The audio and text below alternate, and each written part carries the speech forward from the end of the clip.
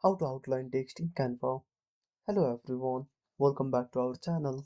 So let's dive right in without wasting any time. Also make sure to watch this video till the end. So first of all, open up Canva app on your device. Now at the bottom menu, tap on the plus icon.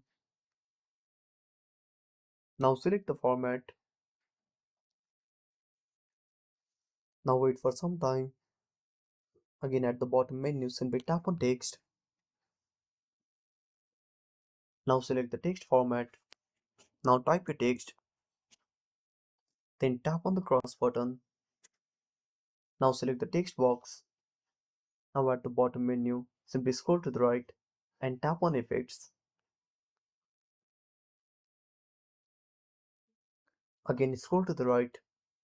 Now select the hollow effect. Now adjust the size. And that's it. Thanks for watching. Make sure to subscribe our channel and hit the bell icon. See you in the next video.